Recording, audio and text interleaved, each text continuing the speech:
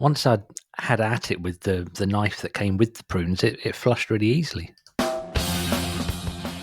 You're listening to the Beat Motel Podcast, and we need to warn you that we like to use words like fuck, shit, and syndicalist, boxy scrutux, angry flap, and foot biscuits. And we don't often bleep those words out, apart from because we're not complete animals. But if you understand that and you like music, then listen on. You must have heard the story about a certain person in Brighton. I won't name who had a. He used to tell stories about his bowel movements, and he once had a shit so hard that he had to cut it off with a bread knife. Welcome to Beat Motel. Welcome to what I promise actually is a music podcast. Oh man, he had to cut it off. I mean, would he like waddle to the toilet with it sticking out like he'd grown a monkey's tail or something? I think he waddled to the kitchen with it. Is that why he got fired from his job as a teacher? He should have not gone for the he shouldn't have gone for the kitchen. He should have at least gone for the staff kitchen. Yeah. Gone from the staff room to the home ec kitchen. Right, come on, let's talk about music just for the fuck of it. Let's have a song. This is Sam's riff of the week. Well, there's many a strange impulse out on the plains of West Texas. There's many a young boy who feels things he can't comprehend. And a small town don't like it when somebody falls between the sexes. No small town don't like it when a cowboy has feelings for men. So who was that? That was Orville Peck, and Willie Nelson is also on that track later on with the great, not very catchy title, "Cowboys Are Frequently Secretly Fond of Each Other." I love the title. I love the title. I love his voice. Oh yeah, silky as anything. Yeah, he had that bass Roy Orbison, Elvis Presley sort of delivery. And I loved his last album with Bronco, I think it was called. It was really, really good. I remember I was doing one of my rare sort of solo trips, and like a few tracks of it had been uploaded to the internet on one of the streaming services, or the streaming service that I use. And I just was sat there going, wow, this is like, I don't know. I love his voice. I think it's like the best voice in contemporary music at the moment.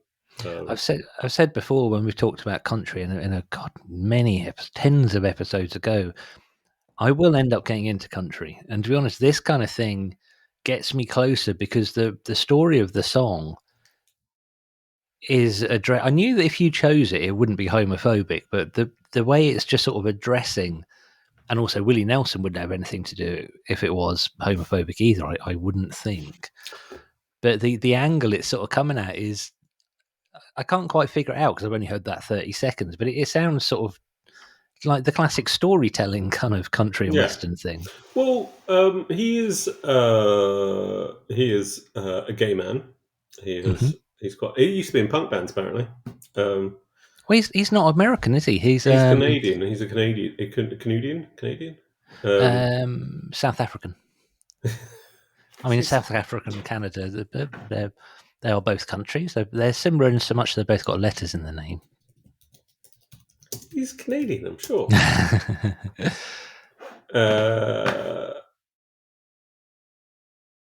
Wikipedia says born Johannesburg. Oh, fuck. I had no idea. No, it then says origin Canada.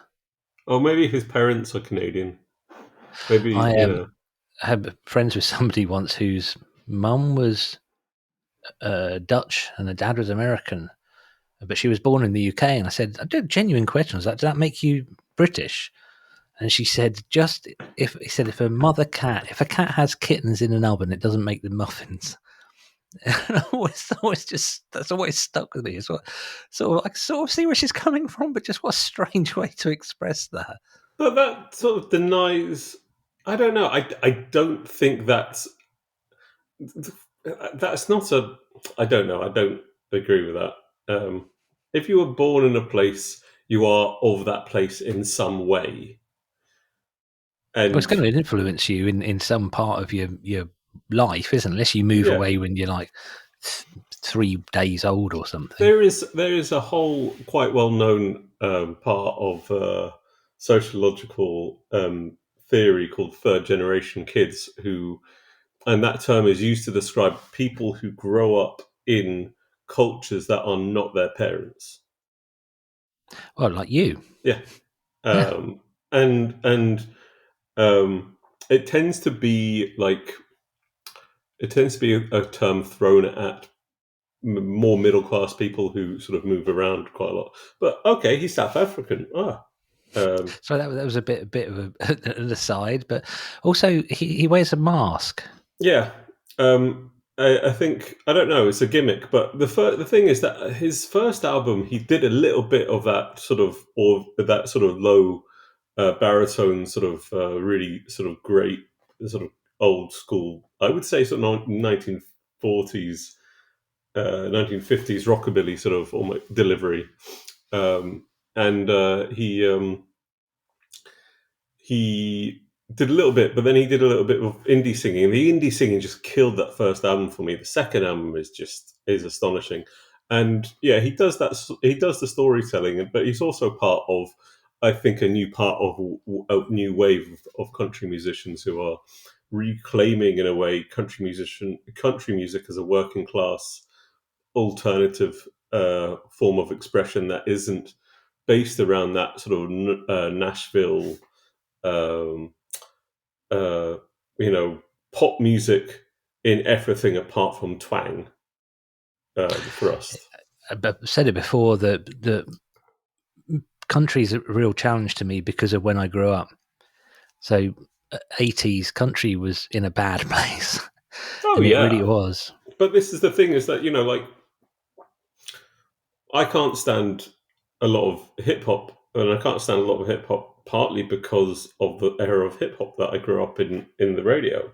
Yeah, the 90s, the late 90s hip hop stuff, when at that point when it started getting really, started to replace rock music as the pop idiom, I would argue, in the late 90s, was also at the point where they started to, I don't know, it felt like there was hip hop became the cock rock of, sort of, so all the interesting stuff got buried underground, in the same way that, a late 80s metal, you can either go the cock rock guys like Motley Crue, or you can go sort of the thrash world and the death metal world. And the stuff is always more interesting in the underground. Pop music has a way of becoming ubiquitous and dull. Well, it homogenizes, doesn't it? And it sands off all the sharp edges. And for a lot of people, like you and I, the rough edges are what we like. That being said, the production on that Warfield Peck clip is beautiful.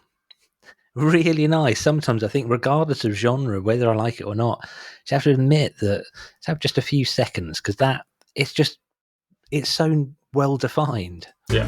Well, there's many a strange impulse out on the plains of West Texas.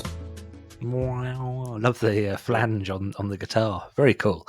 Okay, well, thanks for showing that up my ears. I've got to do a bit of explaining for the next one. I've mentioned no, play it and then explain. Okay, listen to the lyrics. I wear women's underwear, and then I go to strike a pose in my full-length mirror. I cross my legs just like a queer, but my libido is strong when a lady is near. Yeah, oh, what defines a straight man straight? Is it the boxer in the brief or a 12-ounce steak? Nah, I tell you what, a woman loves most. It's a man you can slap but can also stroke. Going in the... Is that Francis Black? No.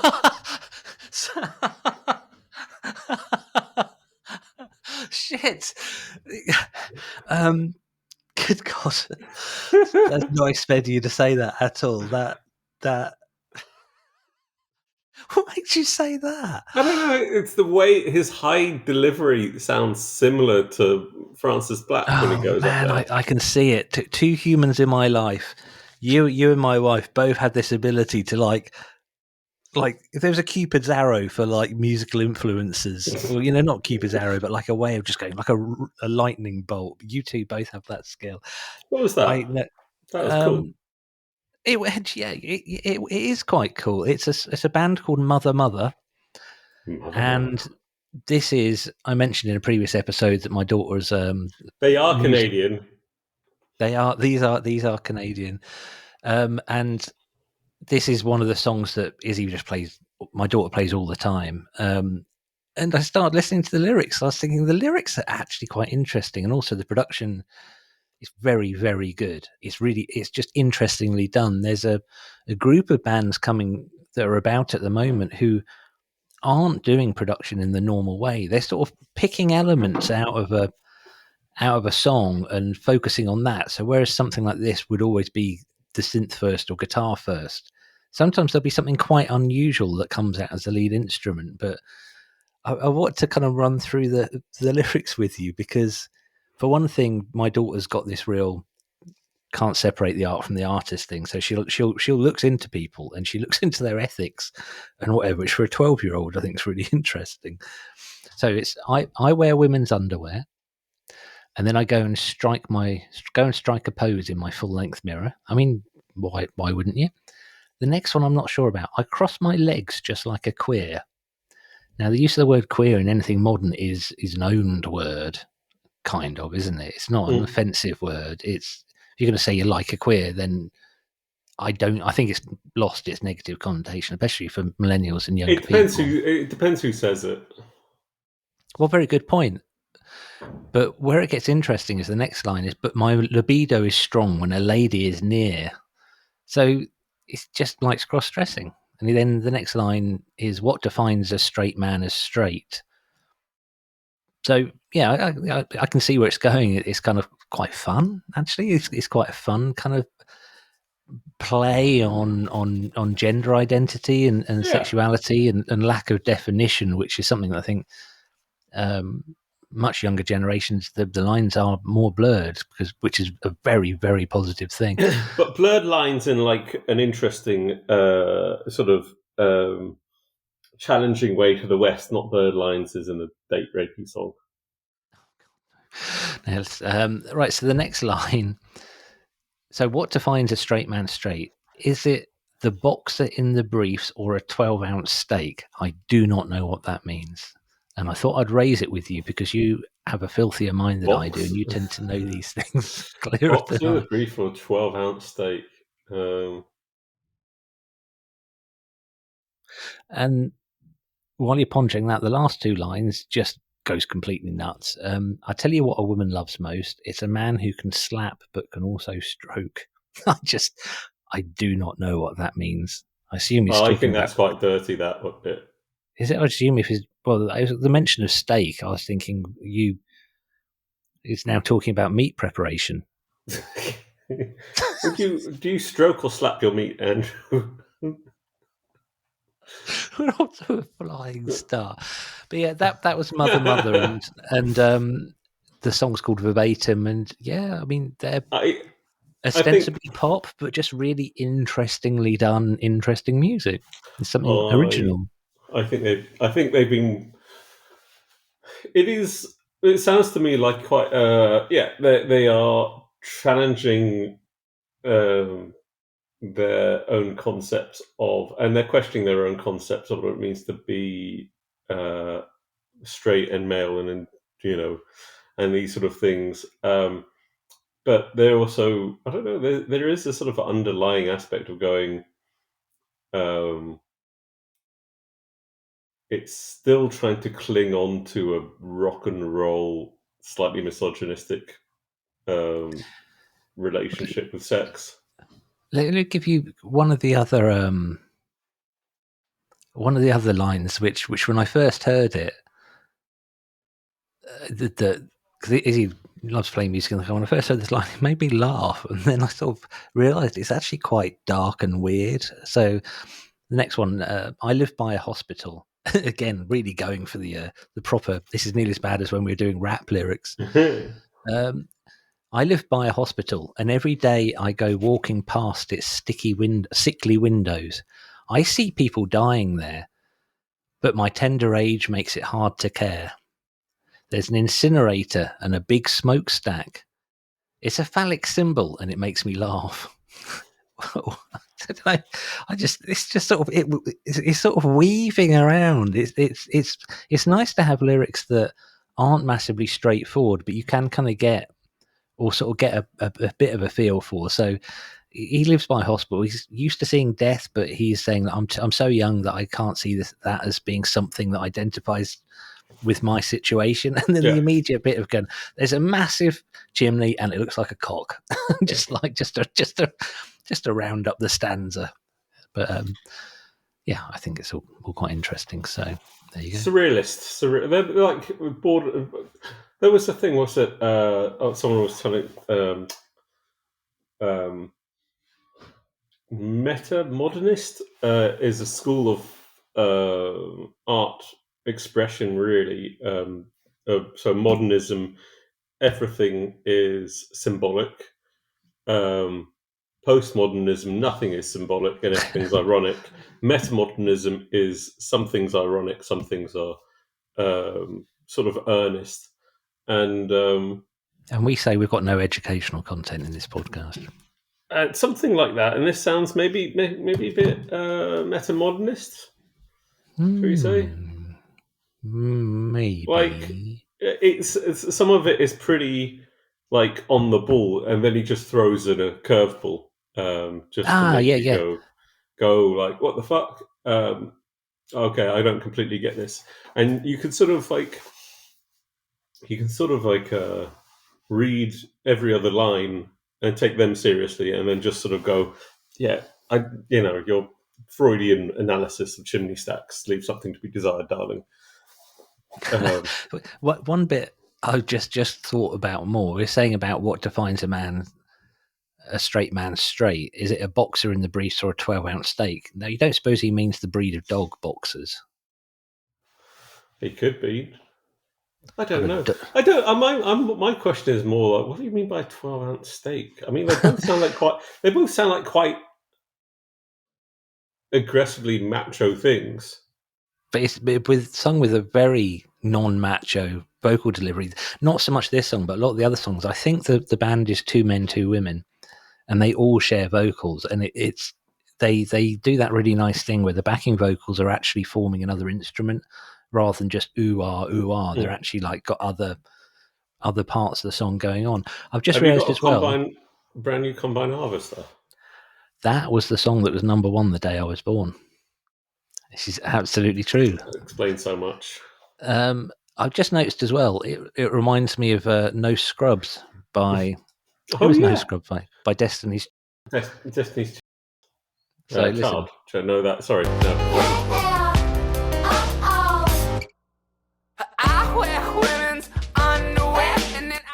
Nah, it really doesn't, does it? Right, shall we move on to the theme? I said something wrong. But yeah, you said something wrong. I'm going to ignore me. Okay. That was stupid. So, give us this week's theme. This week's theme is compilations. And all in all their glory. And I've gone through 3 different compilation styles, 4 different compilation styles, to celebrate them all, because I do love them in different ways. As ever, we've probably taken quite different tacks on this, but if you've got 3 different styles, I've kind of gone with the styles thing as well. Compilation albums hold... It's really interesting. In the mainstream, compilation albums are a shallow cash-in on whatever's already popular. So in the UK, we have the Now series. Now, that's what I call music. And it's but who didn't love the Now series when they were 10? Oh, my dad had Now too. Or still has. No, I think I might have had it. I think I might have it now. And the only song I wasn't allowed to listen to was Relax by Frankie Goes to Hollywood. because I it was might make banned you. from that song. I think my dad just didn't like the Trevor Horn production on it.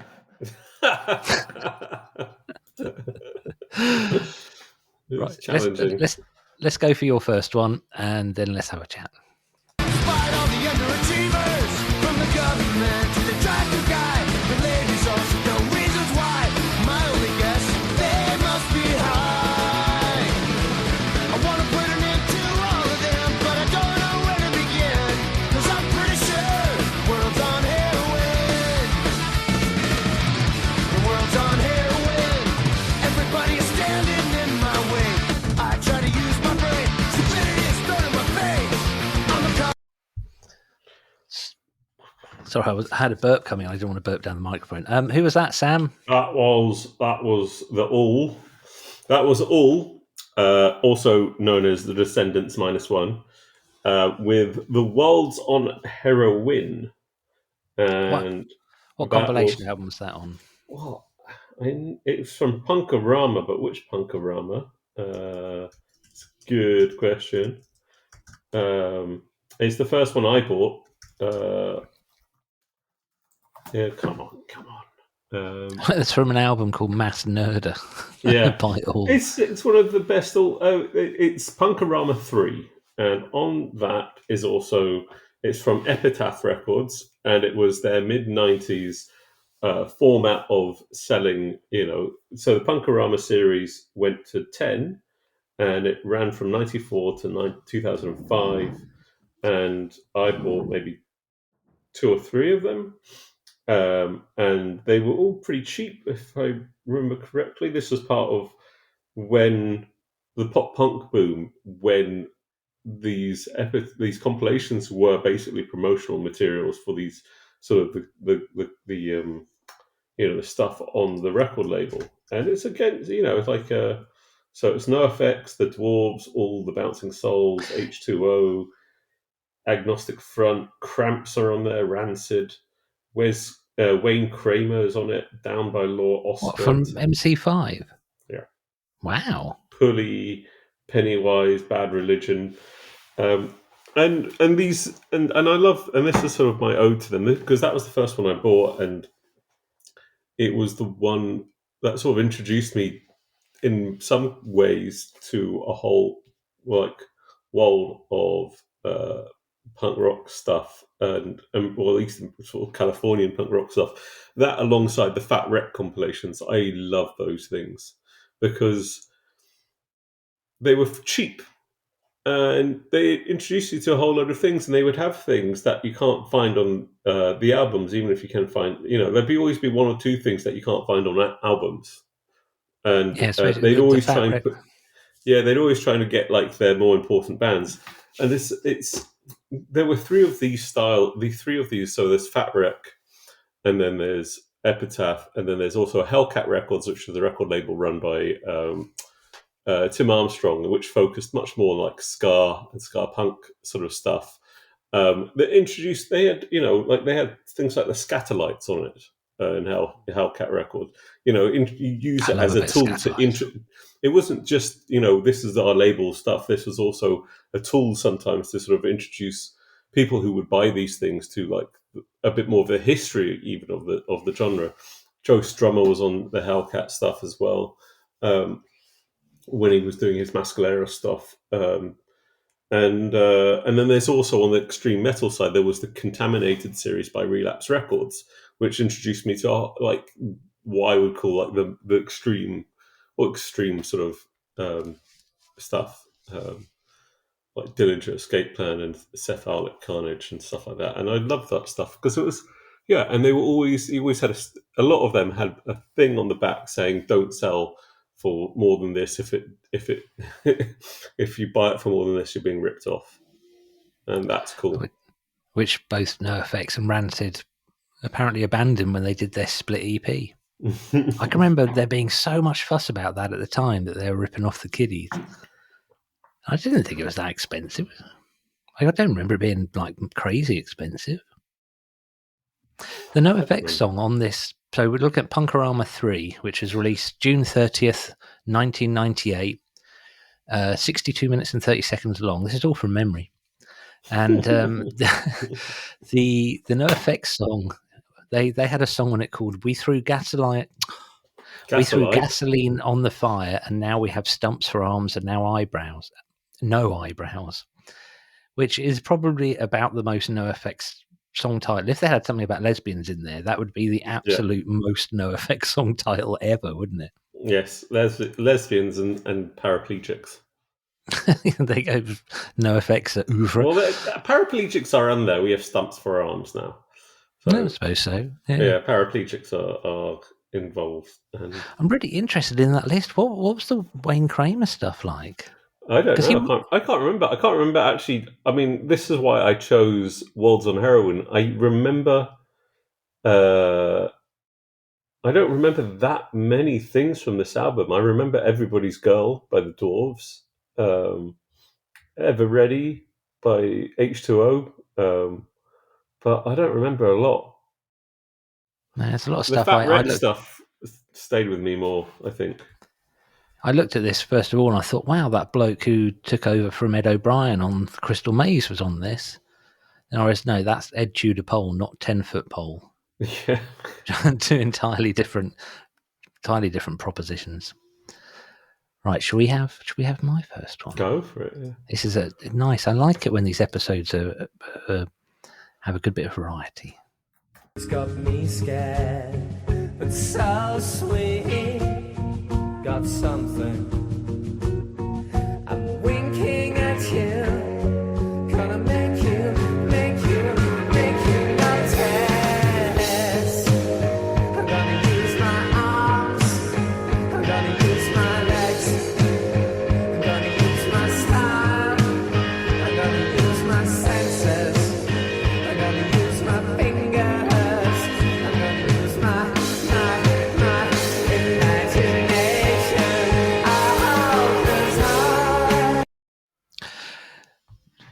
Do you want to have a guess? That was the Suedes. With the Suedes, yeah. I don't know the song. Oh, Brass in Pocket by the Pretenders. So this is from an album called Ruby Tracks, which was a compilation album put out by the NME to celebrate 40 years of publication. And I'm sure they said something at the end like, and here's to the next 40 years. That didn't work out.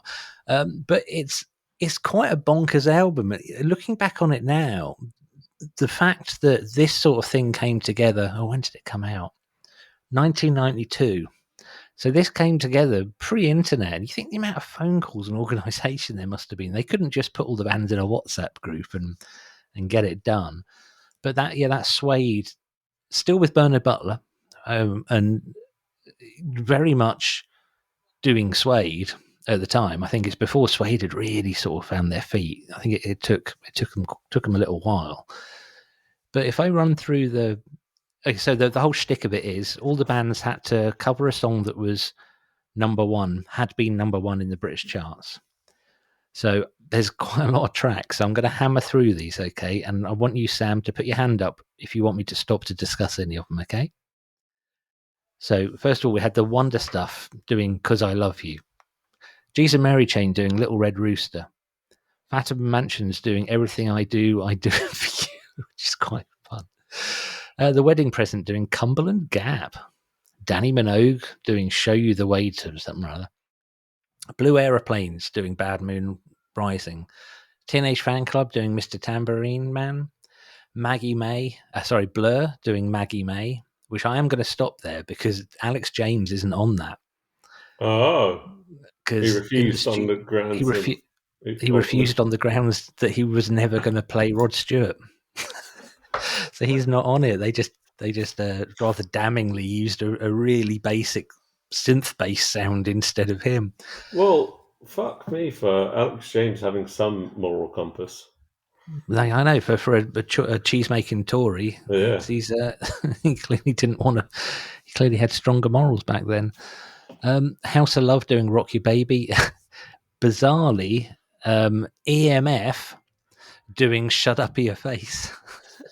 That'd be good. I want to look some of these up just to kind of be like, wow, what's that? Tori Amos doing Ring My Bell. Mark Almond doing Like a Prayer, which I assume is the Madonna thing. Ned's Atomic Dustbin doing I've Never Been to Me. Ned's Atomic Dustbin is such a strange anomaly in I sort of think back and think, did that really happen? Do you know Ned's Atomic Dustbin? I know the name, but They had two bass players and they played Wild Thing on the Word with Oliver Reed. Jesus Jones doing Voodoo Child, which I think generally just don't bother trying to cover Hendrix. Just don't. Just leave it. Just you're not going to make it better. You're just going to make people hate you. Johnny Marr, and I think, Johnny Marr did The Good, the Bad, and the Ugly with Billy Duffy, which is kind of interesting. The Fall. Want to have a guess what The Fall did? What's that? Bill Oddie song.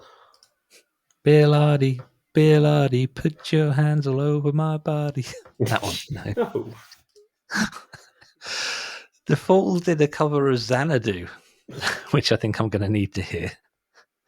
Bill Oddie, what? Is that an actual You never heard song? that before? No. It's erotic by Madonna. Perfectly fits. Bill Oddie, put your hands all over my body. I'm sure I must have uttered that to you before at some point in the past. So, Xanadu by The Fall, which is something I'm going to want to hear. World Party, World Without Love, Electric Music, Baby Come Back. Vic Reeves doing Vienna by that'd be good.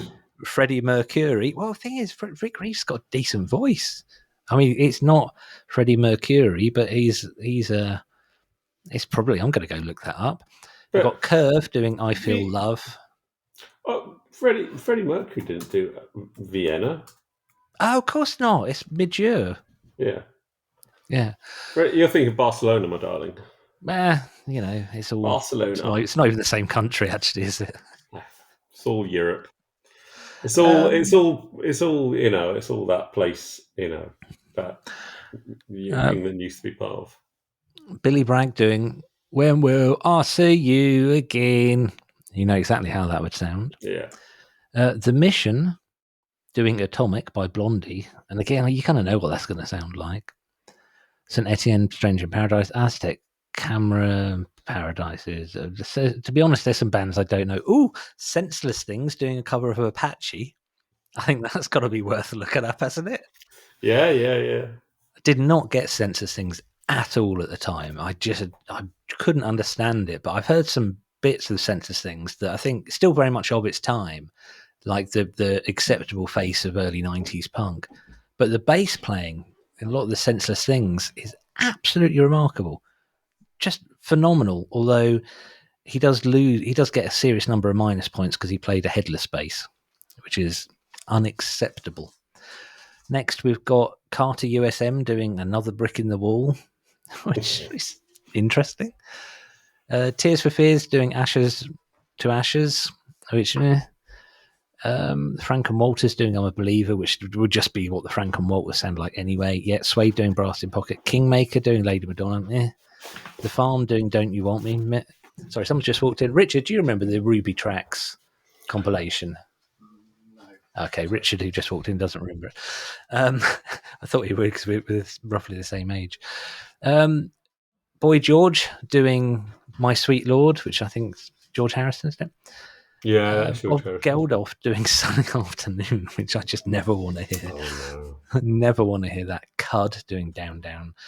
Sinead O'Connor doing Secret Love, which is probably actually really good. In Spiral Carpets doing Tainted Love, which I never need to hear.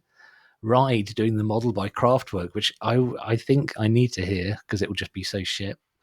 I like Ride, but that's at least they chose something completely out of their comfort zone. Suede doing Brass in Pocket it just sounds like Suede. Got Tin Machine on there. Who I mean by Tin Machine? Good. I'm glad, because at the time I remember thinking Tin Machine are so bad, no human being should ever remember they exist. And clearly, your generation doesn't remember they exist. They were a bad band. It was. Oh, it's the David Bowie band. I do know them. Yeah, with a bunch of other people, but it was not good. He basically anyway. And then something that I thought was really odd choice at the time, considering what was going on in their world, is Manic Street Preachers doing a cover of "Suicide Is Painless," the theme from MASH, which I just thought, oh, that's just a bit on the nose. I still think that's odd that they did that. Maybe they were, helps them process the whole thing. It could well be that kind of thing. Nicky Wire, whenever he pops up on a podcast or an interview somewhere, he's still really interesting to listen to. He was on Keris Matthews' show on Six Music. He admits that they were very angry at that time. He said, we were so angry at everything. If anyone tried to be nice to us, we were just angry. So that's my awful Welsh accent, which we'll move on from. Right, well, I've just read 40 tracks, so we've probably got to play another song, and I'm going to play this one of yours.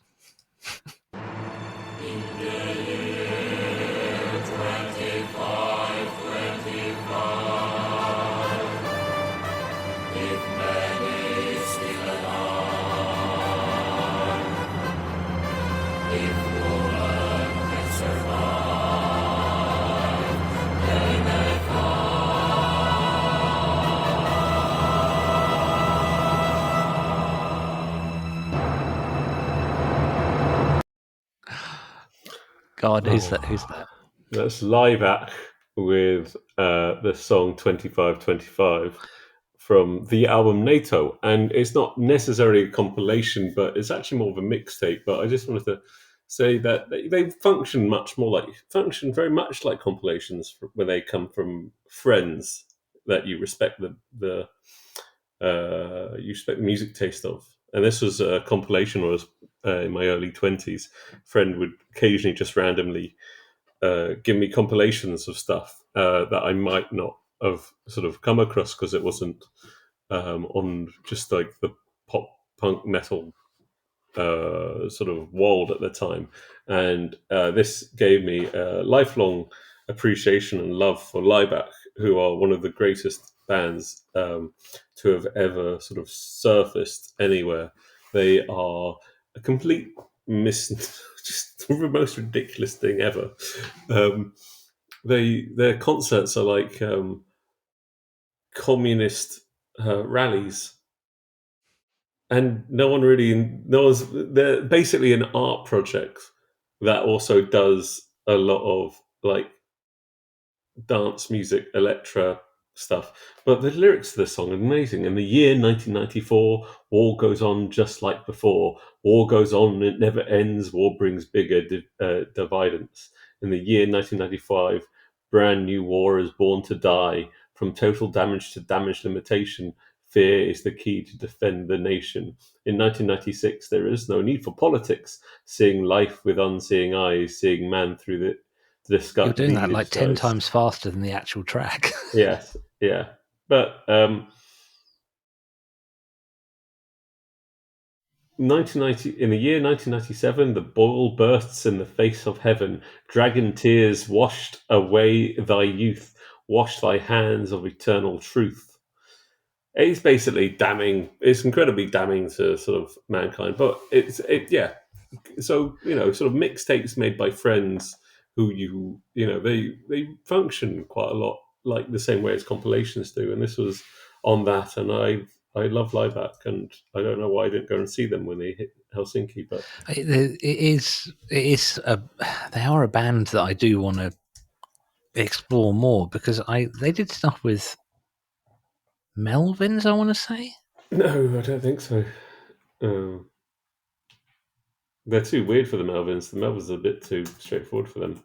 But I was wondering who did the original year 2525. It's Zager and Evans, or Zager and Evans. So I know the song, but I've never heard the Liveac version before.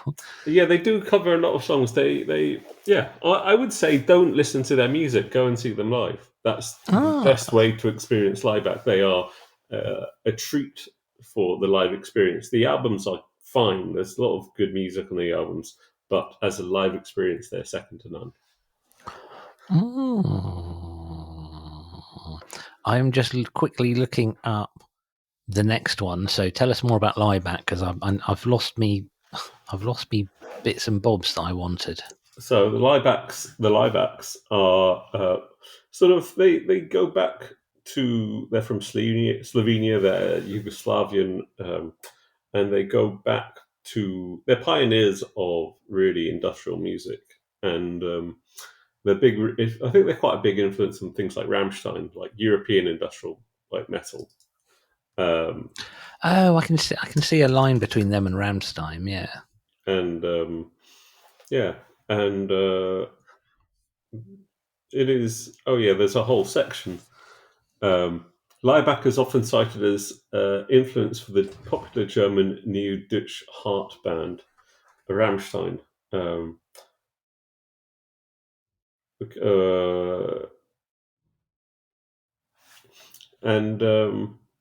very, very weird.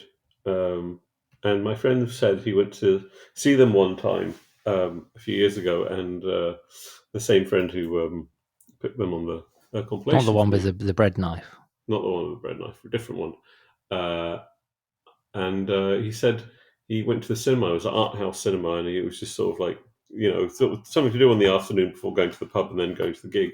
And he said they all sat there in the front row, all in their costumes, just sort of taking it incredibly seriously. Brilliant. You want that. You want people who are going to commit. Right. As in the interest of contrast, here's my next track.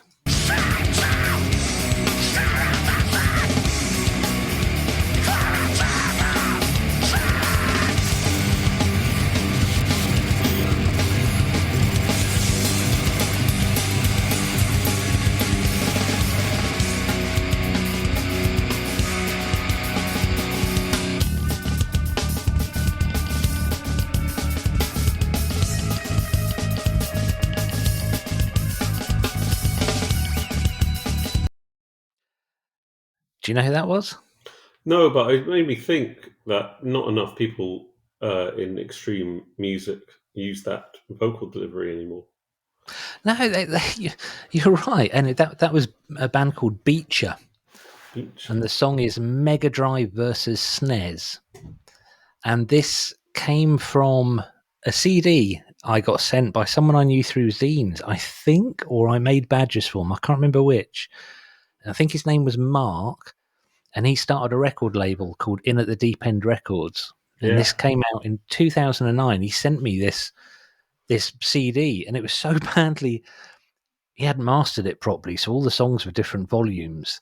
But the collection of bands he got together were really interesting. And this is back in, it's only 2009, but what really cool labels used to do is they would send you something, then they'd give you a call to talk to you about it. What did you think? Which of the bands did you like? And it wasn't like in a PR agent pressure hassling kind of way. It was just like someone who was really enthusiastic about music, and just his only drive at the time was just to get bands that he loved heard by more people, which I think is awesome. But a lot of the stuff on this album scared the shit out of me. So Beacher, I had never heard anything like that. And I can remember it coming on and literally like just going, what? It's too much. I'd never heard anything that extreme before. What was that? Oh, that's the intro from their song "Dead for Weeks." I like that so much. I've actually highlighted. Hey, Breaking the Fourth Wall album. I'm gonna go listen to him, because the only version. It was a surprise to me to hear that song that clearly, because it was so ropey on this CD I got sent. So I'm going to hammer you through the rest of the bands on there. And again, put your hand up if there's a band you've heard of, because this is 15 years old. There was Tortuga, Celosis, Romeo Must Die, The Casino. Yep, you've heard of Romeo Must Die, so tell us about them. I don't know, but I heard of them. The Casino Brawl, Shaped by Fate, Suicide Silence, 1000 Hertz. Which one? Suicide Silence. Okay, so 1000 Hertz as well. Suicide Silence are like a metalcore band. They're still going. They're quite big these days. I remember getting their first EP sent as a promo. I was sort of blown away by the sort of the visceral violence of it, and then lost interest in them. it was like the violence and aggression of Beecher that completely. It took me a little while to realise that I actually really liked it. So yeah, Architects. Yeah, I think they got they're big now, aren't they? Yeah, they were the first band on the label. What happened with the label is there were several bands who he released an album, and then that was basically they immediately got signed to a big label. He did have a knack for doing it. Send More Paramedics. Yes. Yeah, you can't fail but remember them. I saw them play at Reading Festival, and then they split up pretty much instantly. I've got the often mentioned Al loves them, but I could. Oh, really? I never really got into them. I think I was basically so anti-gimmick that it I just used to come fucked on me covered off. in blood, and it was all They about zombies. they did the whole they did the whole zombie chic, and I was so anti-gimmick it just annoyed me. I'm not going to have fun at metal gigs. They were crossover. They were much more associated with the punk scene than they were the metal scene. Oh, I think most of these bands were from the punk scene, but sounded metal. Yeah.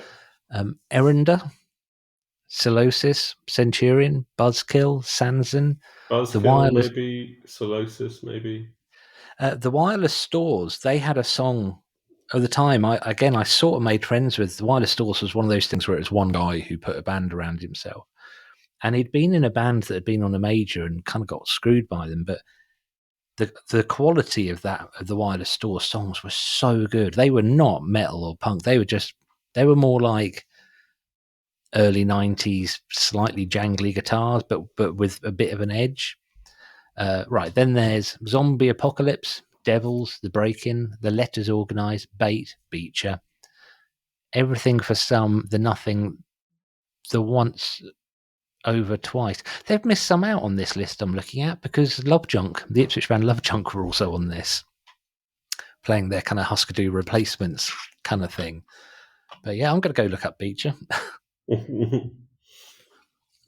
So that was my example of that. That is my example of a compilation album, just really reminding me of a very specific period in my life, and hearing that sort of extreme metal for the first time and being confused, excited, but slightly aroused. Yeah, that's how good music should make you feel, I think. Yeah, let's have your next song.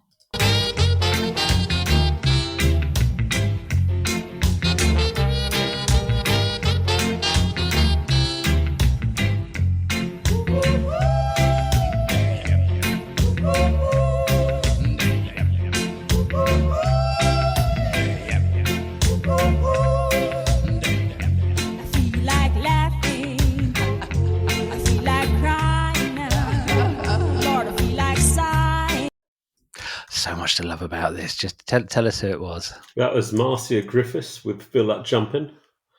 And that was from the Studio One Rockers compilation put out by Soul Jazz Records. And this was a Soul Jazz puts out these sort of compilations, like crate digger compilations is what you might call them.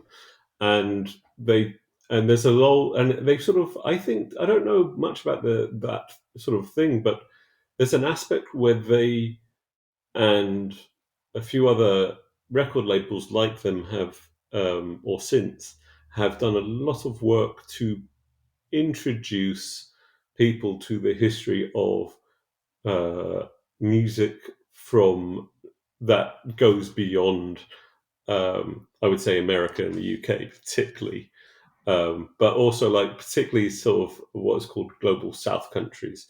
So there's a lot of stuff from Nigeria rock records from the 1960s and 70s, and Ghana and Ethiopian jazz and soul jazz. Also, they also do stuff that features like no wave New York stuff, and they did like really obscure punk movements and from the 80s, and so it's not just like crate digging of the other, but it's also crate digging of stuff that just never got the due in commercial terms that maybe it should have been given. And this was a compilation that my brother bought, and I loved it, and it introduced me to like rocker, sort of rocker reggae and whatever it's called.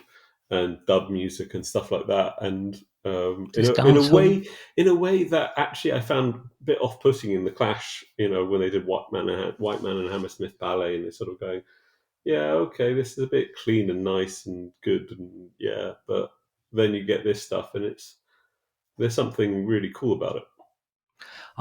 I thought it'd be, when I sat down to choose my tracks for this episode, I thought it'd be really difficult, and I found the truth was the complete opposite. Yeah. Complete and utter opposite. I was quite overwhelmed with choice, and I really love some of the choices you've made, particularly the Studio One choice, because these came out while I had my record shop with Ricky from Red Flag 77, and he completely introduced me to reggae. And I can remember the first summer we were open, it was so hot, really, really, really hot summer. And our shop was tiny, whiny, little tiny place. But we had a half decent stereo system. I can remember it being too hot to be in the shop for long periods of time. And we were in a position where we could have the door open and blast music out. And no one really lived that close to it. So no one cared. And loads of people were always walking past the shop. And I can just remember spending so much time sat out the front of the shop listening to this and the Trojan compilations. Yeah. And that was when CDs had suddenly got really cheap to make. Yeah. And this is like the age of Captain Oi putting out everything again. But all the reggae stuff, I got really into like some fairly modern dub that was being put out at the same time. And I still love those albums. I'd like to own them. There's like really good Studio One box sets. They're like 5 CDs and like 200 tracks. Yeah. I think that would be a good investment. That'd be a good use of anyone's money. You say that, one of the things I like about these sort of crate digging compilations, and they highlight one every week on Six Music, Lauren Laverne does, is when they find stuff that perhaps wouldn't have been heard by all that many people at the time, but was just really good. So this sort of, not quite Fela Kuti, but a lot of African compilations get chosen on Six Music, and you hear the music, especially sort of early 70s African music, it's really fucking good. But it's also really good. It's also that thing of like everybody, Fela Kuti is sort of he stands alone because because he is well known in Europe and America, but he didn't exist in isolation. No, of course it was impossible for him to. And it's the same with like there's a few big heavy hitters, and I think England is quite good with its understanding of like Jamaican music, at least, probably not the wider West, West Indies, but Jamaican music at least. But these compilations serve to sort of like give a context for what Bob Marley and the Wailers were doing, and also Lovers Rock, and the other people who did hit big, and they did occasionally hit big, and it's really something that I think is they're really good history lessons, because it makes you understand, one, the influence of Western music how it got around, but also the fact that people don't sit on their asses waiting for people to come to them. They entertain themselves. And this is what I'm partly, this isn't just like, the global South. Europe is full of it as well. There's full of great bands that the English we will never hear because they don't sort of get played in England, and they don't speak, they don't sing in England because they're not adhering to a certain sort of white aesthetic, but also they don't sing in English. They just don't have the same marketing appeal as things, and it's sort of interesting when you get a band that does sort of break a little bit into that world. But anyway, the thing is that this is the fun thing about living in a different country, though. It's like you understand how self-sufficient the Finnish music world is in so many ways. People aren't here sitting waiting for these bands to come over. People entertain themselves, and they're quite adept at doing it. And we miss the genius of places beyond our borders and beyond American borders and Canadian borders these days, because by limiting ourselves to those things that are put out by record labels and I absolutely, thoroughly agree, and it's something I always think I must make more of an effort to look for non-English language things. But going back to what you're saying about people not waiting for the music to come to them, one of the things I love about the birth of ska is, I'm simplifying the story, but there's Sister Ignatius, who was a nun, who encouraged people like Bob Marley and other people to learn instruments, kind of to keep them out of trouble, more or less. And they ended up forming bands. I know Bob Marley had played on loads of records before he ever was known as a solo artist. But a simplistic way of I had it explained to me is that they had a real appetite for English music. But not just the pop songs. They had a real appetite for theme music for films and theme music for TV programs, British and American TV programs. But because they couldn't get the records, the local bands would learn the songs. And instead of going to like a DJ night, a disco night where people would be playing records, the records didn't exist. So you'd go and watch a band play the hits, which I think is so fucking cool. Is that what they call dancehall reggae? So you'd go and they'd play, a Beatles song, the Scatterlights. If anyone listening to this hasn't looked up this whole kind of oeuvre, just do a search for the Scatterlights, because the Scatterlights 60s output is Guns N' Navarone, it's Beatles songs, it's the theme from Dr. Kildare. It is just one of the most wonderful collections of sort of an interpretation of everything, because they didn't sort of seem to differentiate between whether something was pop or like a TV drama about doctors. Just like fuck it, it's all good, chuck it all in.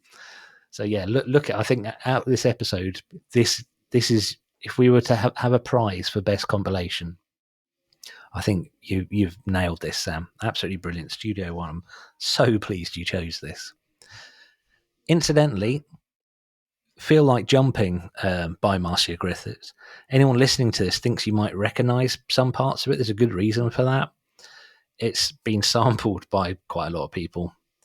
The most famous one is the bass line is dung dung dooga dung dung dung dooga dung dung dung, which was sampled by Rebel MC for Ghetto Life in I can't remember when it was. I thought it says on my screen it's 98. I'm sure Rebel MC was 80s.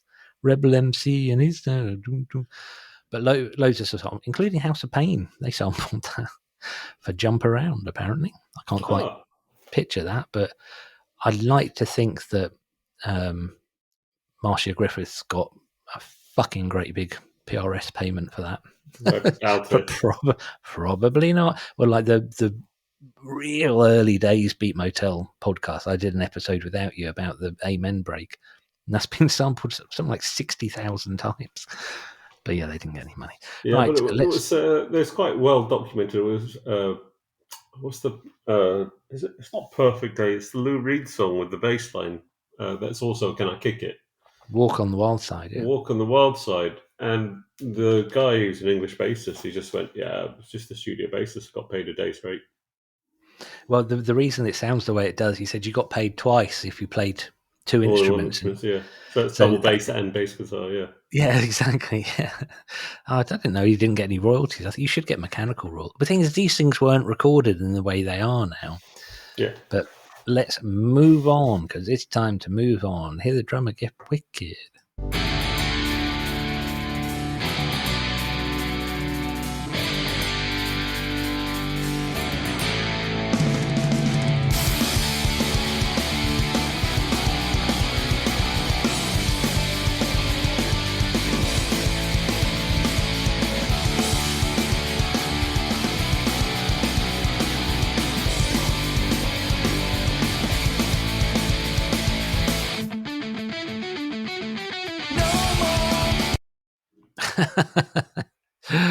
Well, who was that, Sam? NoFX.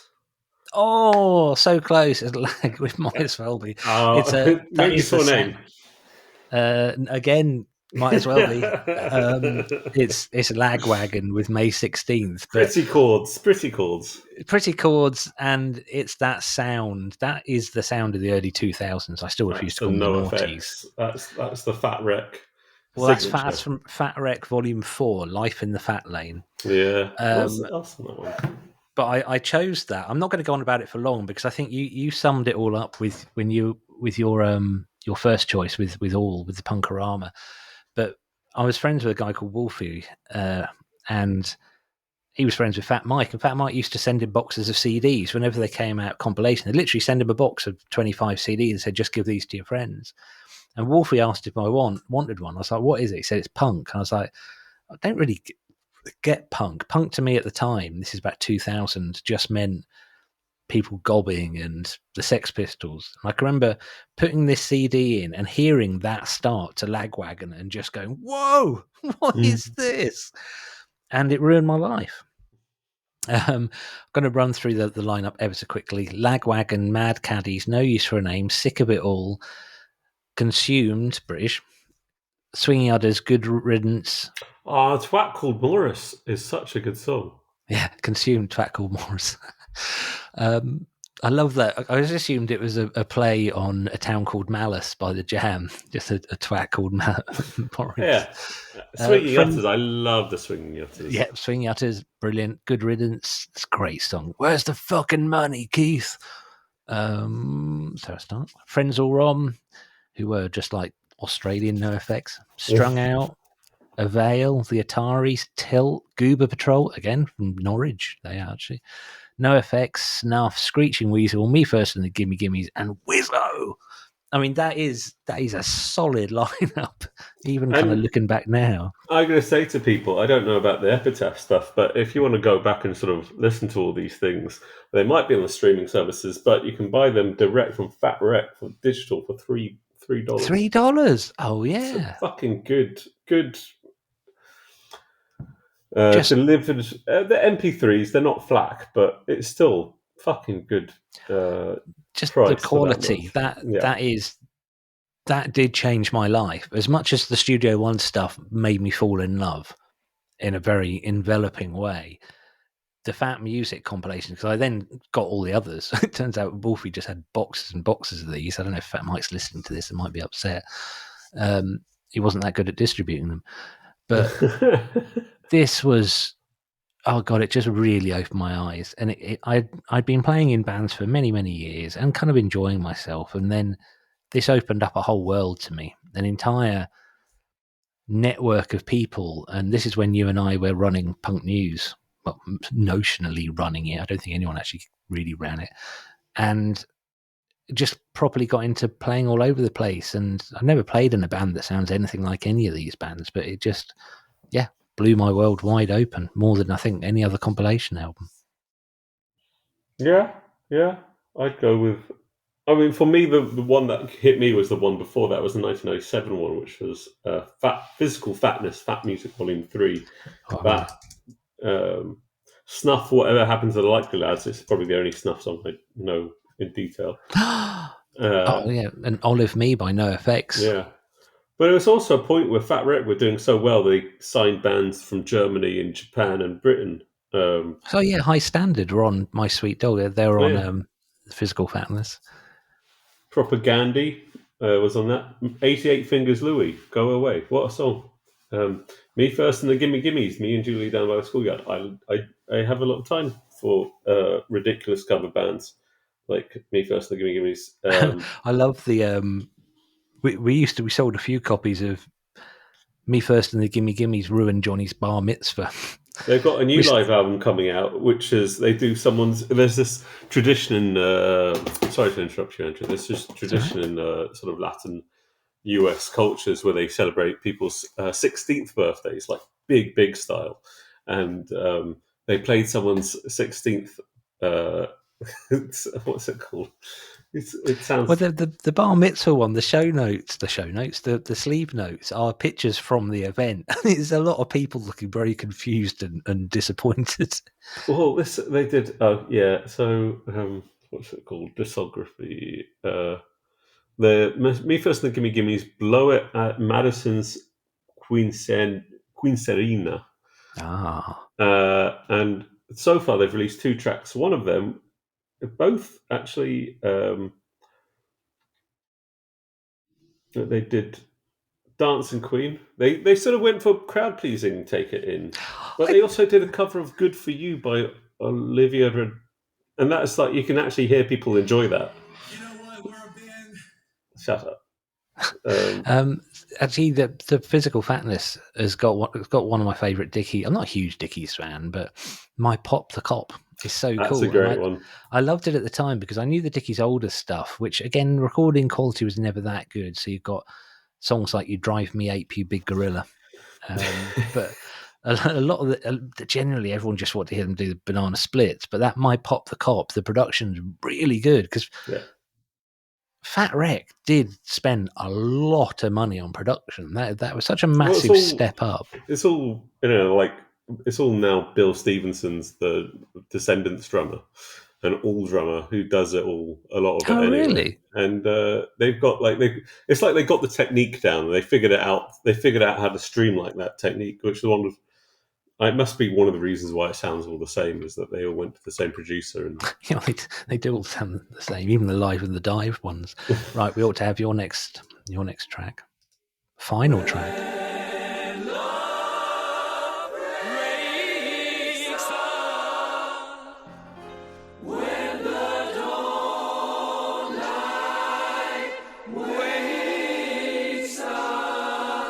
A new life is born.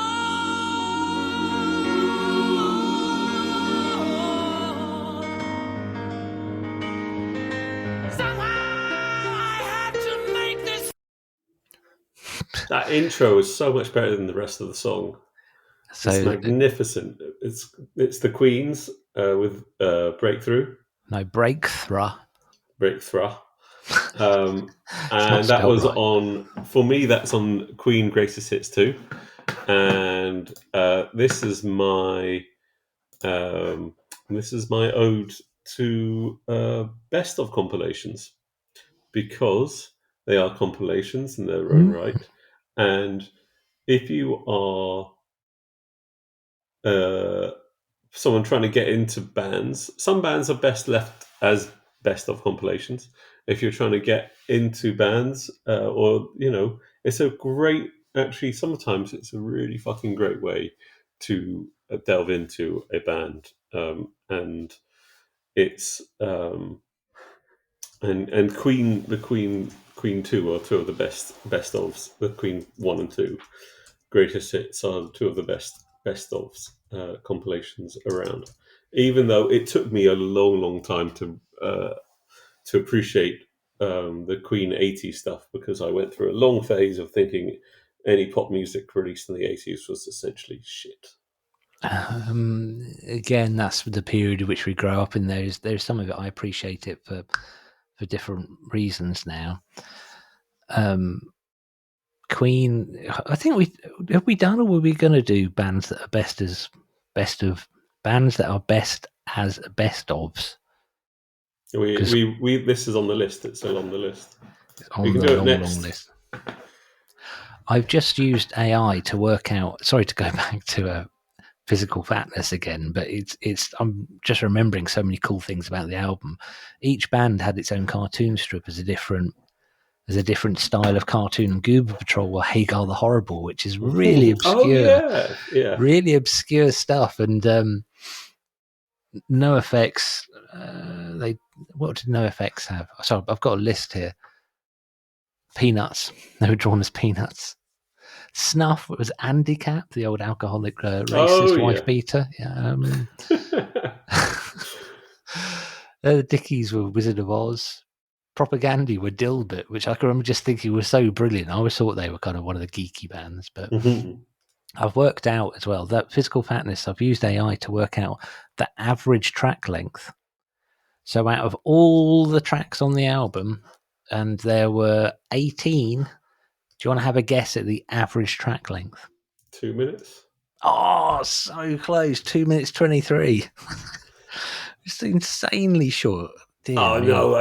I love punk. I think one of the reasons I love the only punk I can listen to is only progressive music I can listen to, or prog music I listen to, like No Means No, No Means No, and Minutemen, is because it's basically, here's the idea, next, move on. And you don't have to waft around going, let's just get the atmospherics right, Well, Charles. they make punk rock like they're robbing a bank, in and out as fast as possible, and hope no one gets hurt. That's also how I do sex. Balakov. Oh man, right. I'm busting for a piss. I'm going to play my last track.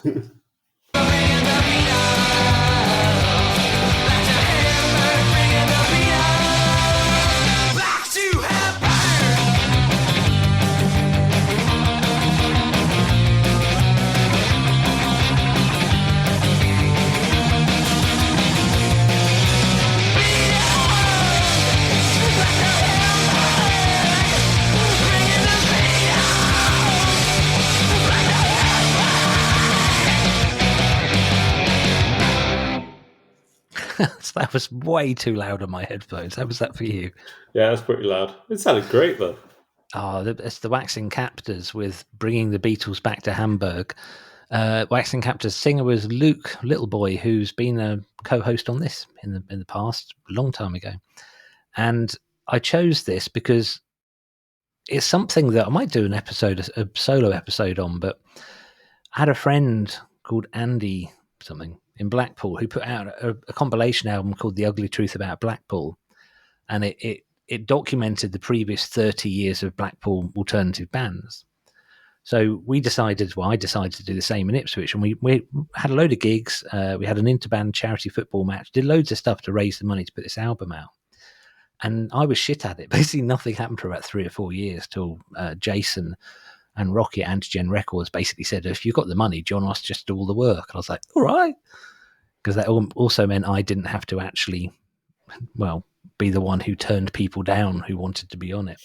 But I chose the Waxing Captors because they started knocking about gigs at town when they were like 14 or 15.